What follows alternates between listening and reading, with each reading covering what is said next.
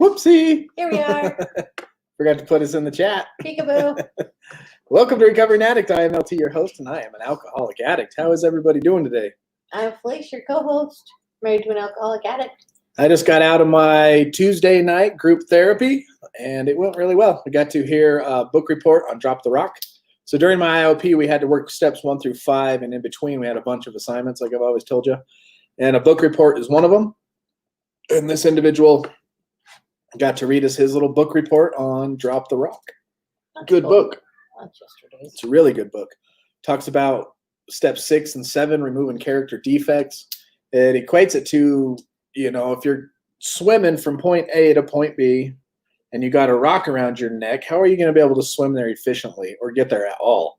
And you got to remove the rock from around your neck so you don't sink. And the rock is life. A to B is life. And your character defects are what will hold you back, hold you down, or possibly make you sink. And I was thinking about it, and I was like, A to B. So if you're swimming from A to B, your character defects is what's holding you down, holding you back. And then you get to point B, and if you're dropping all your character defects, you're technically going to become a different person. So point A, you, and point B, you are going to be completely different people. And so I was thinking maybe you can clarify it a little more by looking at point B, yourself is who you're going to be after you are entirely ready to have God remove your defects of character and humbly ask God to remove your shortcomings. What kind of person do you want to be? Where do you see yourself being at point B? What kind of person are you going to be? Where you want to be in life? How do you want to be? All that kind of stuff. And I guess if you have a clear vision of who and how you want to be at point B, it'll make it easier for you to see the character defects that are holding you back. And our character defects are basically just our character defects. Did I just say that? The rock around our neck that we need to have God remove is our character defects, right? We go through that inventory here at night or on this channel every once in a while. Hi, Mom. And so, yeah, if you're first time tuning in here, that's what we do. We talk about recovery. We go through books on recovery, and we answer questions if we can answer them. If we're not, we have a group. We're a bridge to a community that is greater than ourselves, and there you can find strength and hope. We have a private Facebook group. We got a private Discord. You can jump in there if you'd like.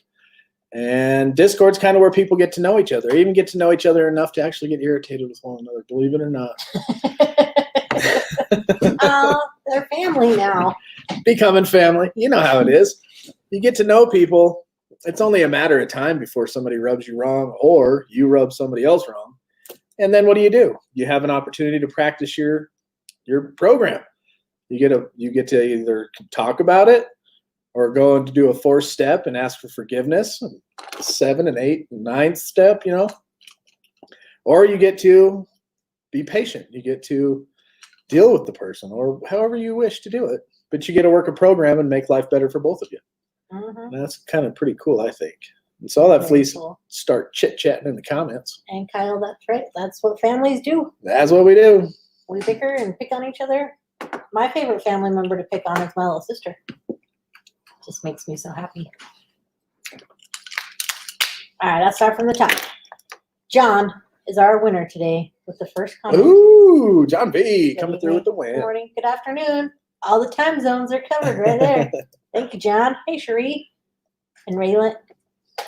Glad you're back. Yes. I'm so glad you're in our prayers. So I understand how hard of a time you're having. Misty, hello. Mr. Johns. I said hi to John. Let's see who. Oh, Desmond learned something new today. Good day, everyone. No finger needed. Voice to text.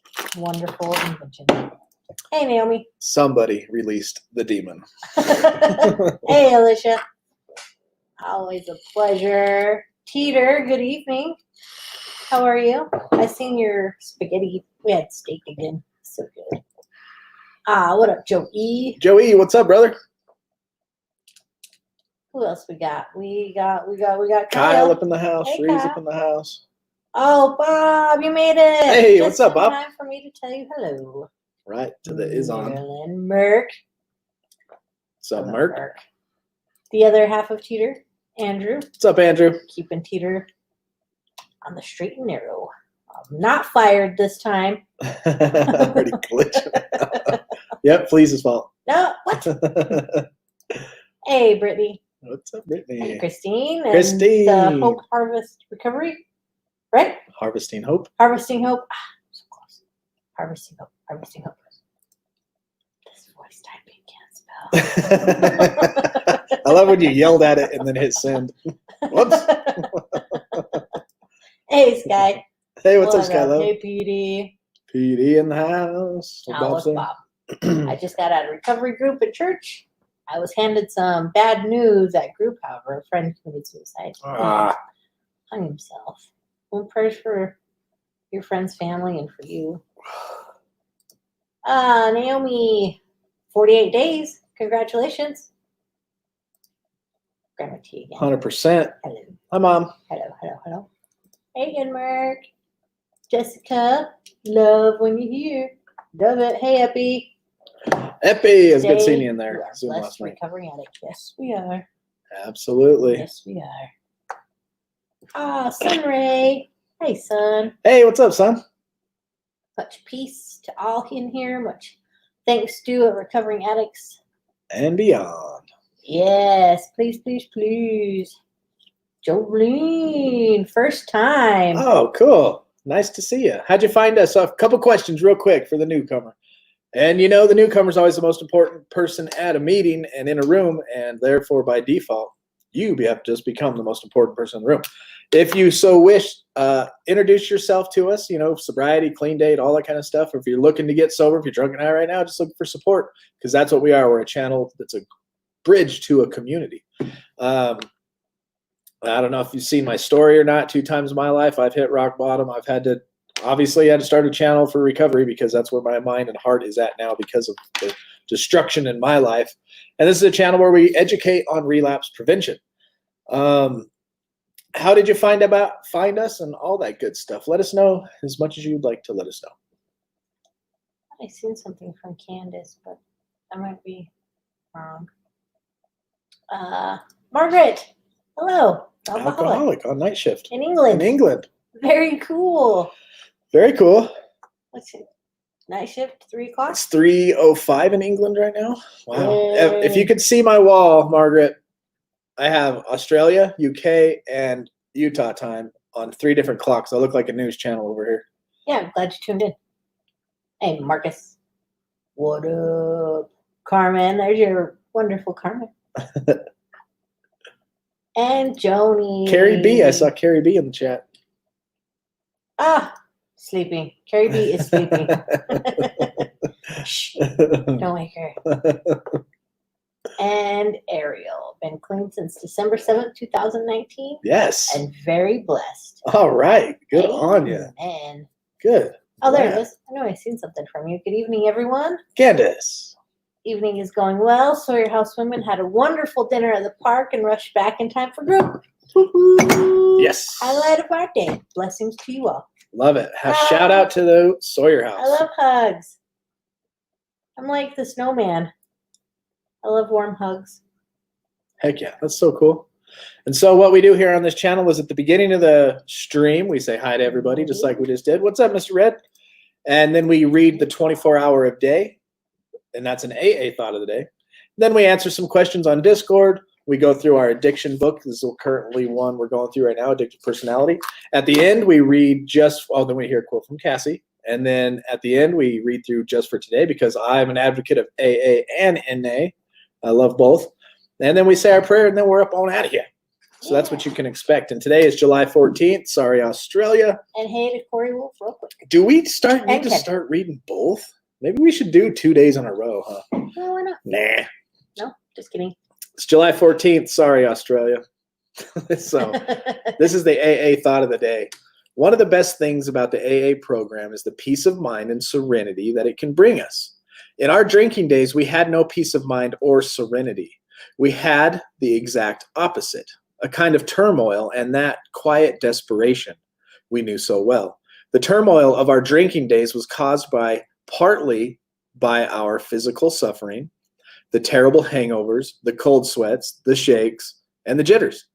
But it was caused even more by our mental suffering, the loneliness, the feel of inferiority, the lying, the remorse that every alcoholic understands. I understand it. So here is our question of the day. Have I achieved more peace of mind? So now answer that. Let me know in the chat. Hey, Krista, glad you're here. Hey, Krista. Let me know in the chat, after working a program, AA, or whatever recovery program you are working and you've bought into and you're working it, right? Have you achieved more peace of mind? Is it getting there? Do you see different changes between who you were and who you're becoming? So here's our meditation of the day. Try to look for God's leading in all your personal relationships and all dealings with other persons. God will help you take care of all your relationships with people if you are willing to let him guide you. Rejoice that God can protect you and keep you from temptations and failure. Amen. God can protect you in all situations during the day if you will rely on him and his strength and go forward. You should feel that you are entering upon a stage of success in the proper way of living. Do you guys feel that? You should no doubt that better things are ahead of you. Go forward, unafraid, because you feel deeply safe under God's protection. Step 2, step 3, step 11. I pray that God may protect and keep me as long as I try to serve him. I pray that I may go forward today unafraid. Amen. Amen. I definitely hope that. Here's a little snippet of our newcomer, Jolene. All right, go ahead. She said, thank you. It just popped up, actually. I didn't even look. But yes, struggle was real. I've been fighting my DOC for 8 months. I've been fighting it. This is my 4th day clean. Wow, triggers suck, but I'm doing okay. I have 4 children and wasn't losing them to a DOC. I love me. Thanks for having me. Are you here every night? Jolene, yes, I hope I said that right. Jolene. Yes, every night at 8:00 p.m. we are here doing this. It'd be great if you showed up when you can. But on the other part of that, we have a private Facebook group. Felice will put in the comments. You need to do it on the Facebook side. And we also have a Discord if you'd like to jump in there and get to know the people in the chat. Our Discord has people from Australia, the UK, England is in UK, and America. So it follows the sun. So any time of day, any time of night, there's always somebody up and available if you need support. That's the kind of thing that I love about it. Yesterday was really cool. We had some people, and I want to agree with John. We were talking a little bit earlier, and he said something about it's kind of been a rough week, and I feel like I've had a rough week mentally. And I know a lot of our friends here in the chat have had a struggle this week, a lot of loss and confusion and tough choices. And just the overall health of the nation and the world, for that fact, has just really seemed to culminate this weekend. Did I say that right? Accumulate? No. Accumulate? And it just kind of all came to a head. I've been feeling it. I even went to my therapy today, but I didn't say a word in therapy tonight. I just listened. And, so last night we did an impromptu Zoom meeting, and it was great. All the people that showed up to speak their hearts and minds, and all the people that were there to support was just amazing. I did not expect 15 people. We have 13 or 15 people to jump in there like it was last night. It was awesome to see the people humbly ask for help and get things off their chest and maintain and succeed and win a battle and maintain sobriety. And then it was awesome to see the people that have years of sobriety, some not so many years, jump into action and be there as support, because we recover better together. You'll notice the motto of this channel, the foundation of this whole thing is we recover better together. Yes, we do. And it's up to you. I've been reaching out to somebody who's struggling, and they just don't reach out. They don't get involved. And you can see in their life, they're suffering because of it. You have to surrender. We talked about that the other day, surrender. And the fact that community is a huge part of our 4 different types of healthy relationships that fulfill us and help us move on in life happy, right? You got higher power, self, family and friends, and community. Those are the 4 areas where if you reach out into, that's where you gain true healthy self, not drugs and alcohol. And so this community is here for anybody listening. And it's only up to you how far you want to go and get involved. But I've noticed the people that are more involved are having, I wouldn't say an easier time staying clean, but they're staying clean with more tools and more power at their disposal. Yes. There's another shout out from Candace. Thomas Russell! Her baby daddy from Fountain House Mesa. Fountain House Mesa. Yes, soak up everything from the program and get better. Amen. True that. Amen. Paul's got 150. Good job, Paul. Dang. Proud of you. Good job, Paul. Proud of that. Let's see, we skipped a lot of stuff. Adrian, you're in here. Jacqueline, hello. Oh, yeah. Jacqueline, right there. We're praying for her. Everybody keep her in your prayers. Always. We have people in this family from all over the world. You have to follow the Son's support and love rooting you all the way. Amen. We truly recover better together. Amen to that. Amen. Oh, like how you doing? Everyone wants to know how you're doing, Jacqueline. And then, Alicia's having a hard time. Daughter's birthday, but it turned into a celebration of life at her memorial site with cheesecake and laughter. Oh, good. That is good. Good. I'm glad it turned into something positive. Yeah, that is good. I'm glad you got to remember her. That's a good thing. Yeah. Hey, Gypsy. Gypsy lady, nice to see you. Is that first timer? Mm-hmm. If this is your first time here, let us know who you are, how you got here, and what's your sobriety date, if you even have one yet. You know what? I'm coming up on a year, and I'm really pissed off about it, honestly. It's really been bugging me, and I actually have gone back and forth with the thoughts of lying about it. You know what I mean? We talk about our sober dates, our clean dates, all this kind of crap, right? August, let me show you what I do. So my key tag for NA, this is an app for some reason that can't be found now, has my original date that I checked myself into my house in the hospital and went to detox on 8/19, right? That's next month. I'm 1 month away from 1 year of that. That's 330 days. And 300, a little over a month away from that. See? Maybe you can see that now. 1 year, right? But at 47 freaking days, I drank 3 stupid shots of whiskey. 47 days. So that's minus over 2 months. No, just about 2 months. Yeah. And that's why you see my white, orange, because right here, I got a freaking had to listen to my addict, and it freaking convinced me and everybody around me that drinking 3 shots was going to prove I was powerless. And so now it pisses me off. And so the contemplation is like, you know what? I'm around a lot of new people that don't know exactly my clean. I mean, it was only 3 shots of whiskey. I could just call it a year. I can call it a year. Is it good? What's your thoughts on that, chat? It's bugging me. Give them your thoughts while we say hello to Gypsy from Australia, connected through Real Talk. Oh, nice. Awesome. 12:20 in Australia. I love it. And just an update. I reached out to Veronica today. Oh, Y'all sweet. who've been here for a while know Veronica. And she gave me some updates. She would love to be on more often, but her husband took her phone because they are currently not living together. Uh-oh. She's living with a friend and he has a house, but I think it's better this way. So Veronica, if you're watching this tomorrow, hello. We did not forget about you. Nope. And you are in our prayers. If you need anything, just reach out. Yeah, Veronica's one of the ones that have been around for a while. We saw her go from doing amazing. What, really. her first day sober? We watched her go first day sober. Mm-hmm. Now she's got a good 4 months under her belt. Yep. Awesome. Love you, Veronica. And I know you're going through tough things if you're watching this on replay, but you know, it's probably for the best. I remember the situation you told us you were in, and you just stay strong, stay sober, and let now the consequences of the other actions take place, and it may be a better outcome shortly. Yes. You know, you never know. Yeah. So as soon as she gets a phone, just try and get everything together. John has 3 gambling dates. Can I have my mouse back? Oh, I stole it.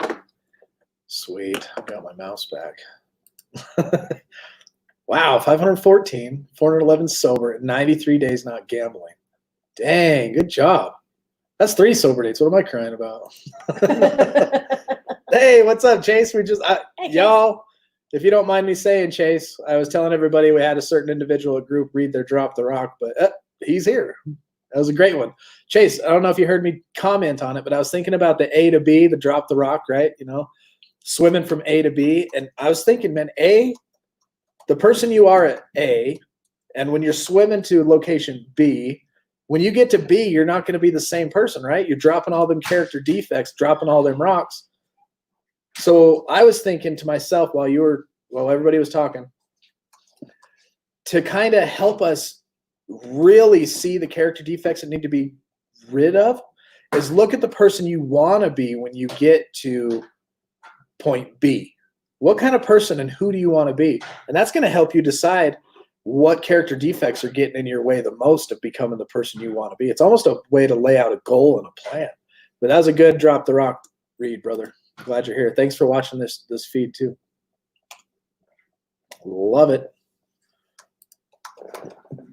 I had my last taste of heroin on 2001. Wow. I had slip-ups with Oxy since, though. It's an ongoing battle. Yeah. I just hate the fact that I got to go, well, I quit on August 18th, and then in October, I took 3 shots of whiskey. I'm not going to say that. I might as well have. No, I might as well not have. I shouldn't have done it, period. I didn't have to relapse. It was my stupid, stinking thinking. It got me. The thing that impressed me the most about Carly was her ability to fix cars, even with the wrong tools. I'd either slid down under her car with her. Dang, I could have given her a position to fix it. That's cool. Yeah, brother, it was good stuff. Look at that cute baby in the picture, too. See that? Ah. As long as it takes one day at a time and let go and let God, I have peace of mind. Okay, so in the Discord, I have questions for the live chat. We've got a couple in here. And John asks me, what were some of the heroes and role models I looked up to growing up? Dude, I had to chew on this one for a minute because I didn't really look up or had heroes. And the first thing that came to mind was Tony Hawk. I don't know why Tony Hawk came to mind. I had a picture of him. He was a guy that I looked up to. His skating career was at its peak when I was young. And then, like, for family type, I had one man in my life who stands out the most, even up to this point in my life. My mom and my dad got divorced when I was 7. And then, you know, all that stuff. I lived with my dad and my grandma. And then my mom got into a relationship with this man named Jody, who had a son my age, and we became best friends. We're still friends today. And I wish she would have stayed with this guy. They ended up breaking up years later. But he was the first man to teach me how to work on a car, go fishing, camping. And I was thinking about this on the way here. I was like, man, he took us camping quite a bit. And then I thought, my dad I don't think I've ever been camping with my dad. That's weird, huh? Yeah. And so I really looked up to him as somebody he's a hero in my heart of what a man looks like and should be like, the way that he treated and taught me and his son, the way he took me in as his own, just life skills of how a man just should interact and be a part of this world. And so I really look up to him as one of my role models, as a hero. And other than that, I was never really starstruck by any action figures, movie stars. Tony Hawk, obviously, because I was into skating and all that kind of stuff. I really liked him. But those are probably the two main ones that I could think of off the top of my head. And then Miss Creepy Cat, a.k.a. Naomi, b.k.a. Miss Creepy Crawlspace. She asks this, and maybe chat, you can help me out with this question. How, as addicts, should we feel about medications that alter our minds or alter our mindsets? Antidepressants, anti-anxiety meds, etc. What are your thoughts on that?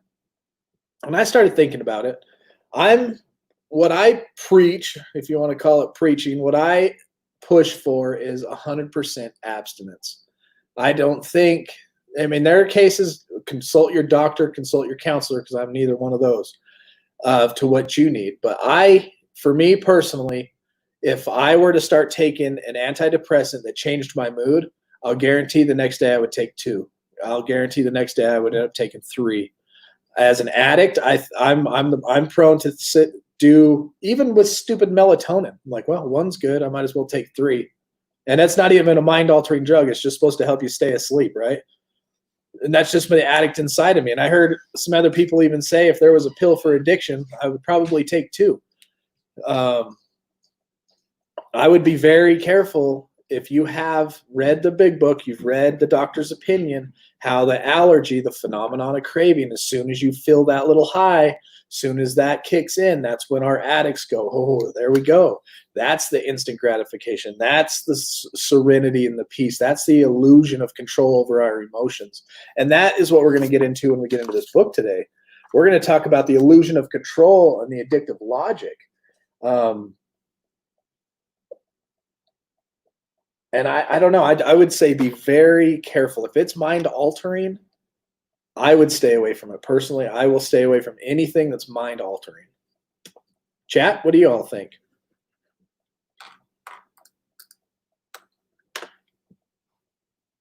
Cool. Enjoy. Couldn't get Zoom on my phone, so I really liked what page it is. Facebook, you can add me, please. Yeah, just jump in there, and I'll approve you 100%.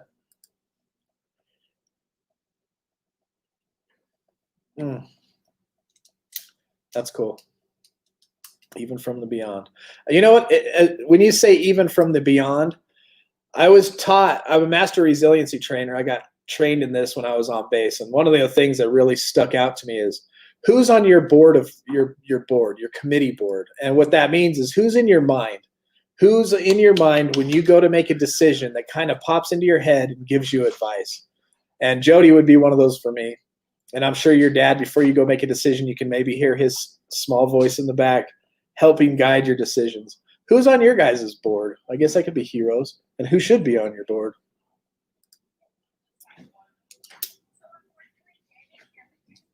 Heck yeah. I want to go everywhere. Yeah, me too. Really bad arthritis. I need a walking stick to be able to get around. Ouch. I need pain meds on my lowest possible dose, but it makes it hard. Oh, I'll bet. See, that's tough. And that's why I say get with the doctor or physician so that you know exactly what you need, you know. What I takes just helps you stay calm. Yeah, I know that there is those type of antidepressants that don't change your mind or get you high in this sense. And I would try to stick with that type.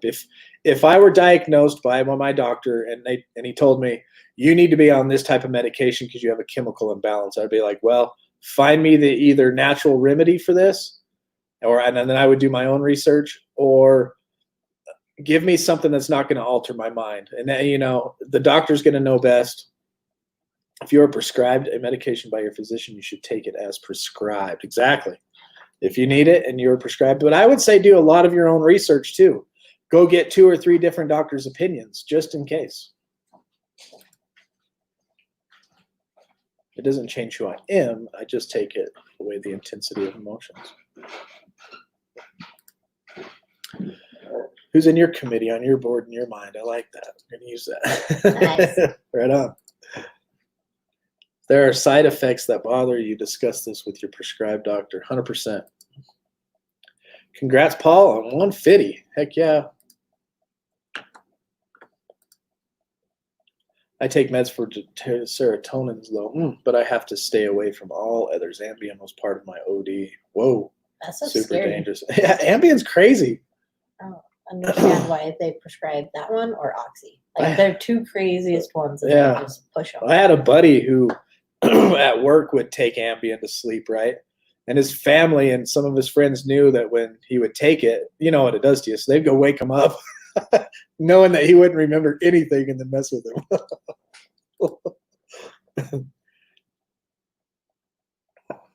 Right, Kyle? Me and you are on the same page. Awesome. Thank you, Jolene. Glad you're here. Thanks for tuning in.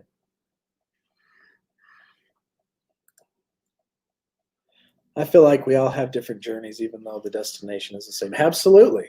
Maintenance medications, whatever your doctor is giving you to help you get through it, take it as prescribed. 100%, just like Alicia said. I couldn't agree more. It was a nightmare for me. I had to wean off of it. Oh, I don't even know what that is. See, I don't even I don't know the antidepressants or any of that type of drugs. The harshest thing I take is ibuprofen. And that's as close as it gets. Whew, I need to sneeze. Felice sneezing. Felice is sneezing. All right, so we have seen that over time, the addict side of the personality develops its own way of feeling. Remember this? We talked about it yesterday. The addict personality that is developing starts to develop its own way of feeling, thinking, and behaving. And when people act out, they get the high and they feel different. And this changes when you act out, you get high. This changes your thought patterns. Any feeling that creates discomfort by a signal to act out, internal clues of discomfort start to become internal clues to act out. When a food addict feels sadness, for example, the addict will sense this sadness and interpret it not as a real feeling, but as a clue about food. So the thought patterns in the addiction, you feel sadness, you're like, well, it's not an emotion I need to deal with because I'm sad about whatever. It's I need to go eat. I need to go and participate in this drug to make this sadness go away. Thus, the person's feelings become mental obsessions. Remember, we're talking about stage 1. This is stage 1 of addiction. This is when you're getting into it. This is when the addict personality is starting to develop because of the continual use of drugs. You're having a battle with yourself and your addict. The addict's starting to win. But inside you feel there's something wrong, even though your life's not falling apart around you yet. This is still stage 1 of addiction. In stage 1, the person repeatedly chooses this pattern of distorted interpretation of real sensations. So let me read that again. When a food addict feels sadness, for example, the addict will sense this sadness and interpret it not as a real feeling, but as a clue about food. Thus, the person's feelings become mental obsession. The person repeatedly chooses this pattern of distorted interpretation of real sensations. Real sensations, and you're distortedly interpreting the sadness for something else. It's wrong. Why does an addict person make that choice, is his question. Oh, thanks.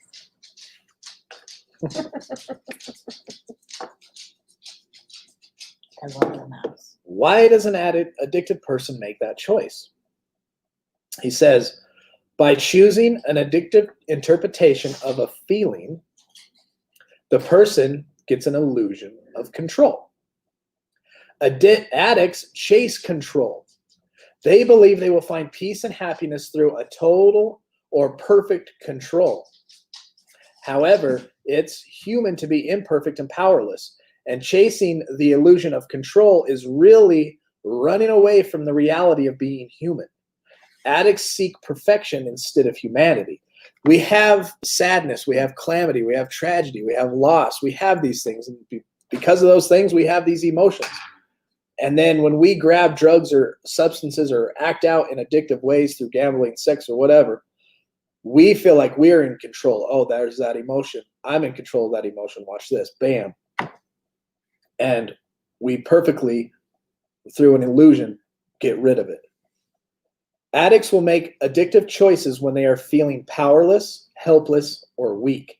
If you feel powerless, if you feel helpless, or if you feel weak, that's when you need to reach out to community, family, your higher power 100%, and go there for the relief of this feeling of powerlessness, weakness, or helplessness.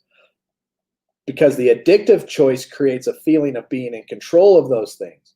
You feel like you're powerless, helpless, and weak, you reach out and do what you want to do and change the mood that you don't like because you want to change it now. The addictive choice creates feelings of being in control and closer to perfection, at least for a while, right? This only happens for a little bit. And that's where the addictive nature starts to kick in because you think this is something you're going to be able to maintain forever. Not realizing that it's actually taking you to it. Well, you all know where it took you. I know where it took me. Trying to gain that feeling of control, even if it is just an illusion, is very tempting. Accepting the reality of one's powerlessness is very difficult to do. Misty? Feeling personally attacked. Good. Those are their ambient stories. This guy woke up to Oh. order from Amazon, Whoa. a laptop bag. Had to stop taking Emmy because I woke up in the middle of the night and tried to fight my 18-year-old. Woke up the next morning not remembering it. That stuff's scary. Ambient's crazy. I'm scared to take that. This is Corey. He said I started smoking pot. That changed everything. I said no once to crack, but the next thing you knew, I was doing it when I found out it wouldn't kill me or make me go crazy. I did everything I could, from Vicodin to Ritalin, adrenaline, cough syrup, pretty much anything except inhalants like highlighters or something. But I did either whippets. Said most addicts choose the drugs or alcohol thinking it will go away, only to find out they become worse, not realizing the moment they gain control is the moment you can think things through, running without running to you. Amen. Amen. We sound very similar, except whippets. I loved those things. Oh my! I almost died from whippets. We used to go to the grocery store back in the day before cameras were really awesome like they are today. Man, we'd fill up our jacket, walk out of there with like 10 cans each, sit in the car. I know what the color of death looks like because of whippets. She saw me do a whippet one night. I was drunk. I'd already drank over a pint of whiskey or more. Reached in my buddy's fridge and was like, ooh. She thought everybody in the room got like just stared at me. Nobody had seen that color before. Is he gonna die? Like all the color was gone from his face, and we're like, "Give us the whippets. You're done." I came out of it like, whoa. Let's see. Christy whippets. Gypsy, my dad died recently, and my first thought was, I need a bottle of rum and a big fat joint so I didn't have to feel. I didn't do it, but I wanted to. Yeah, that's the addict inside. And the fact that you didn't do it, you won that battle. You reached out and you're telling people, I'm sure you've told other people the same thing. Now you are gaining the power over the addict, even though you got to watch out because that addict, whew. But this is stage one, and that's how the addict gains control, is that right there, that desire to change the mood and give you the feeling of control, when the truth is we're powerless. Yeah, and I hate how society itself has programmed us to think that that's the right thing to do. Like, oh, I'm sad. All the movies, what do? They go to the bar. Let's go get you some drinks. Yeah, and then we as parents fail to teach our kids the correct way to handle their feelings, which is something I've been thinking about a lot lately. It's true. Is when my kids are sad, what am I teaching them? You know, am I teaching them to eat a donut? I don't know, probably. I probably shouldn't. Let's go get some snacks. Yeah. There's things I would think about anyways. Grandma T says sorry for your loss. Let's see there. Talking. Boom. I want all those brain cells I killed back. Man. Maybe I should make a deal with God. You start realizing, I don't know, I know all you addicts out there are the same. You start realizing, man, this brain on top of my head's actually smarter than I ever thought of. I remember the first time I realized I'm smarter than I figured. I thought I was like my dad. And I actually did some things and I was like, and people were like, wow, you're smart. And I was like, I am. And I did some more and like people were like, no, dude, you're pretty smart. I'm like, I am. I never like realized it. And now I look back just like Bob was like, dang it, if I wouldn't have killed all them brain cells, I could be smarter. Just scared Megan. Bob, I'm pretty sure God made a deal with you. Just saying. Eric, LT, I have not known you a long time, but you have come a long way by the sounds of it. Dishonesty is what the disease feeds off of. I feel like you're just a hair behind. Yeah. But good point. Yeah. Derek, you are just a hair behind in this. And when you get to this part, that's okay. Just keep watching. We know exactly what you're We talking know about. what you're talking about, brother. And I like what you have to say. Snacks. Come show us, Millie, come show everybody what we do when we want to get snacks. You do it with me then. I will. Ready? Get up. I have to get up? Yes. This is the snack dance? Yes. Snacks!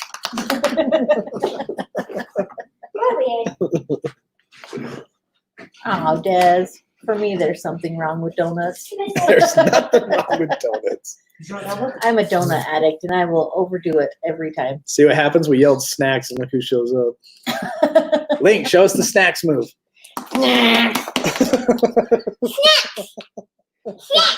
All right. Well, on that note, let's listen to Cassie's quote of the day.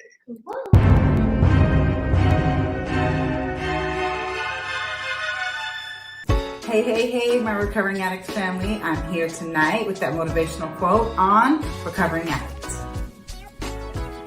Take the opportunity to do small, random acts of kindness without looking for a reward.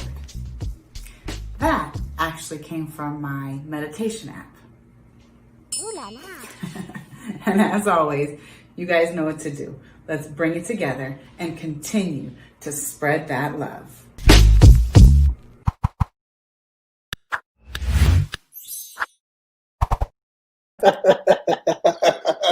We'll let her know, Bob. Oh, that's funny, Bob. She's so hot. Drugs are bad, kids. Drugs are bad for our brains, but when we quit doing them, if we change up our diet too, good things do happen. I believe in the Creator's diet, raw foods, and they are most beneficial to our health because they are living food. Yeah, I agree with that. That's true. Thank you, Corey. That is Corey. 100%. Yeah, that was a good one, huh? I love Cassie's quotes. Cassie, you got good quotes. So at the time, now we're going to look at the logic of our addictive thinking, of our addictive nature. It says at time, the person feels something is wrong, right? We sense something is wrong, some danger of making at times. Let me read that again. The person feels something is wrong and senses the danger of making the addictive choice. Maybe I shouldn't do that. Internally, a person starts to question the pathological relationship that is beginning to form. We're in stage one, remember? We're starting to realize, wow, we are actually reaching out to this quite a bit. Ooh, maybe there's some danger in doing that. And then we start questioning the pathological relationship that's beginning to form. It's due to this questioning that addictive thinking, or what he likes to call addictive logic, starts to develop. So right then, we've made a choice, right? We've had our fun with the partying, and now we're enjoying the high that we're getting from it, and now we're starting to feel some sense of control through this illusion of control, that if I don't like the way I'm feeling, I just go grab a drink or smoke a joint or, whatever. And this is where we start to think, oh, maybe this isn't right. Maybe you've heard some AA literature, you start thinking, maybe this is wrong. And now this battle inside, this addictive logic starts to develop. Addictive logic develops as a person tries to justify the subtle changes that are starting to take place within. You're starting to feel these choices, and you're going to start to learn how to justify first to yourself, and then later on, you're going to start learning how to justify to others through manipulation or whatever you do, or whatever you know what y'all did. I know what I did. The first person to experience the change is the person to whom it is happening. You. The person may be the last to acknowledge the change, but is the first to experience it. It's through the development of the addictive logic that the addicted person finds a way to cope with the changes within. A food addict will start to question internal urges to eat more often. In the very beginning, these urges are simply and quickly dismissed.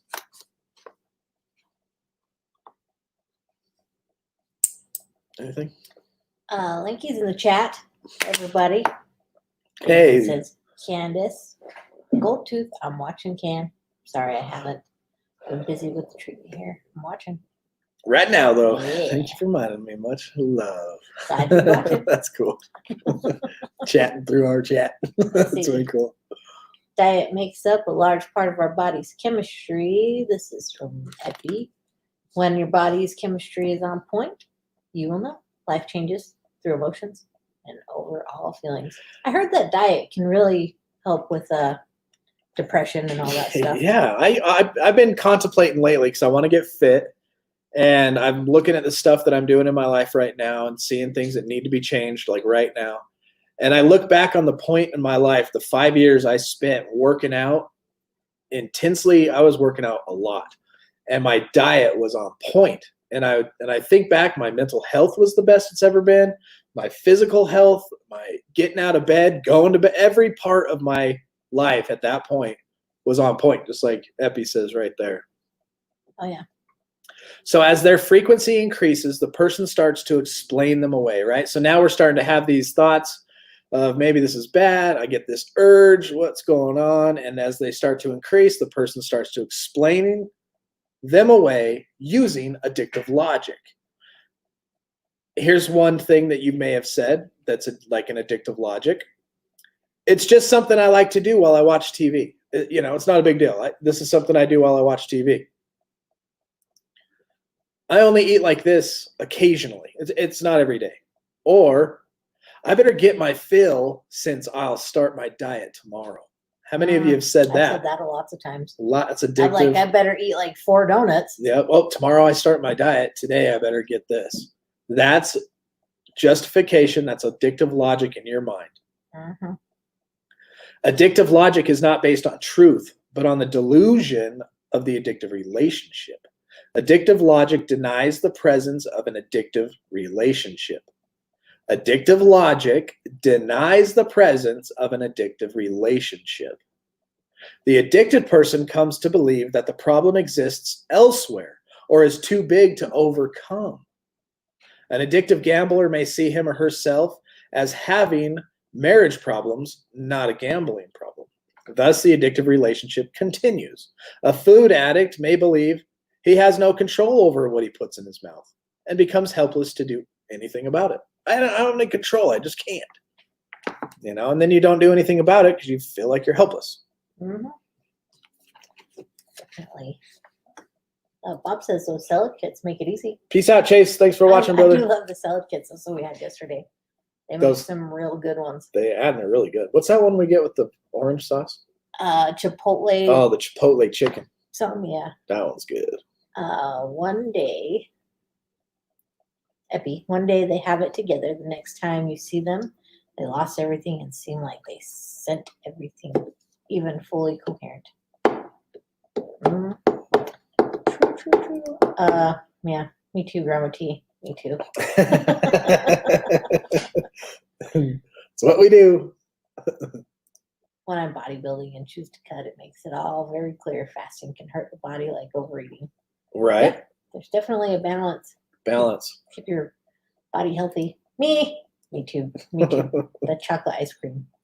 That's me. Oh, nice to see you, Chase. Glad you showed up for a bit.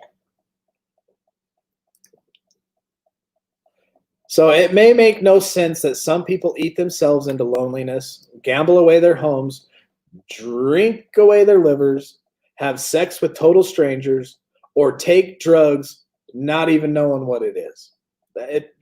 Does it make sense, really? An understanding of addictive logic can shed some light on the case of such behavior. Most people, and even those who suffer from addiction, try to make sense of addictive behavior by using normal logic. And this doesn't work. Normal logic tells us it's not right to hurt yourself. Addictive logic says it's all right to hurt oneself because the self is not important. It's the mood change or chance that counts. It makes me feel better. I don't care what it's doing to my body. That's what counts. Normal logic tells us it's not right to hurt others. Addictive logic, it is all right to hurt others because relationships with people, they're not that important. What's important is a relationship with an object or an event. By using an addictive logic instead of normal logic, we start to see and understand an addictive person's personality. When an alcoholic says this, I truly don't care what you think of my drinking, one gets a sense of an addict's view of relationships. When the addict says, I'm not hurting anyone but myself, one gets a true glimmer of the addict's feeling and beliefs about himself. So if somebody you approach somebody, hey, I think you might be drinking too much. How much I drink is none of your business. That gives you an insight to this person's view of relationships. If you go to somebody and say, hey, I think your addiction's hurting I don't think this is healthy. I'm not hurting anybody but myself. This gives you a glimpse of the way that they think about themselves. Kind of sad, really. I've said both. I'm pretty sure I've said both. But keep in mind that in stage 1, because we're talking about stage 1, we're almost done. We'll be finished with stage 1 tomorrow.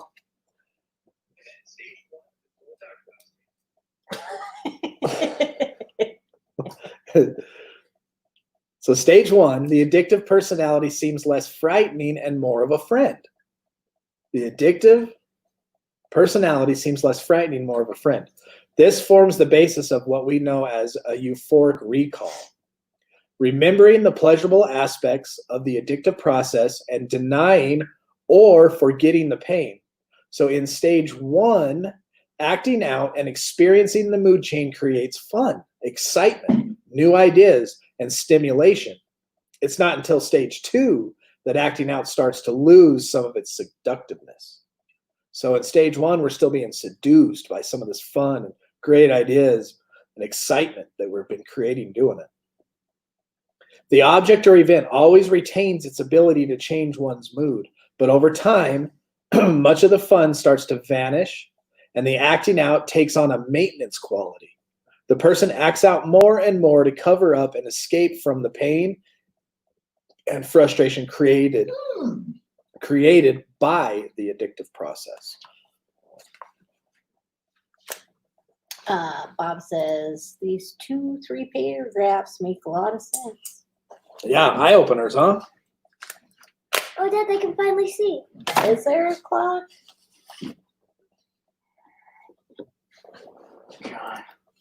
This is from Shauna. Hey, family, I'm so super proud to see you here every day, staying sober and helping this huge online community. Thank you, Shauna. Oh, Linky. I know. Oh, dang it. Which one do I pick? Which one? Linky, because you put hearts. No, not yet, John. Carrie's sleeping. Linky, any, mini, miny, mo. Meeny, miny, mo. Catch a tiger by its tail. If he hollers, let him go. My mom says. Oh my gosh, you did the long version? Best mom, and you are it. Oh, John's it. He John, won any you mini win. mo. Mine's still there. At least mine's there. Yep. Meeny, mo. All right, so July 14th, 2020, the NA just for today. I think that's where I'm at. Social acceptability does not equal recovery. Basic text, page 22. One of the first things that happens to many of us in recovery is that we start to look better. We get healthier. We bathe. We dress more appropriately. And without the goading of active addiction, many of us finally stop stealing, lying, and hustling. We start to look normal just by removing the drugs. Looking normal is very different from being normal. Acceptability in the eyes of the world is a benefit of recovery. It is not the same thing as recovery. We can enjoy the benefits of recovery, but we must take care to nurture their true source. Lasting recovery isn't found in acceptance from others, but in the inner growth set in motion by the 12 steps. Just for today, I know that looking good isn't good enough. Lasting recovery is an inside job. That's a good one. Amen. I did like that one. Yeah. Stupid one mouse. I gotta charge the other one.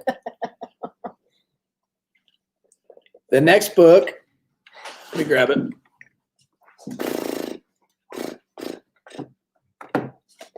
My shoe addiction, right? Come on. Mikey smells like he did in the hospital. It was weird. Right there. It'll Never Happen to Me by Claudia Black. She's PhD. We're going to read the doctor book. It'll Never Happen to Me. That's the next book. The link is in the description. And we were talking about what books we should go through next and all that kind of stuff, right? That was just for today. Yes. That's an NA quote. I always start off with AA, and then at the end we do NA. So that'll be the next book we go through. I was asking for some suggestions, and somebody had suggested going through the 12 traditions, which I really highly agree, but maybe we ought to go through the first 167 of the Alcoholics Anonymous book. So I'll decide. I'll decide. I'll think about it and I'll let you know. In the Discord. Party in the Discord. Party in the Discord. Party on the Discord. Right on. All right, where's I John? love floating. Okay, ready? Sorry. Oh, no, that's Recover Better Together thing. Where's his, Oh, we were just on it. there we are. God, God, grant me the serenity to accept the things I cannot change, the courage to change the things I can, and the wisdom to know the difference. And the Amen. other thing, dear Lord, I'd like to pray for all the suffering addicts out there. I'd like to pray for all the addicts finding their sobriety, dear Lord. I'd like to pray for all the addicts who are staying sober, dear Lord. In Jesus' Christ's name, I pray. Amen. Amen. Thank you, Linky. Good night, Raymond. And don't forget, we recover better together by staying safe, staying sane, staying strong, and staying sober. You're worth it. Good night, family. Good night. Heck yeah. And we will be back tomorrow at 8 o'clock, just like always, unless something crazy happens. We will finish this chapter and we'll move into stage 2 of addiction. Stage 2. Sounds fun. Sounds scary, maybe. We've all been there. But until then, y'all, do not put yourself in a high-risk situation. Stay strong, work your program, and remember that we recover better together.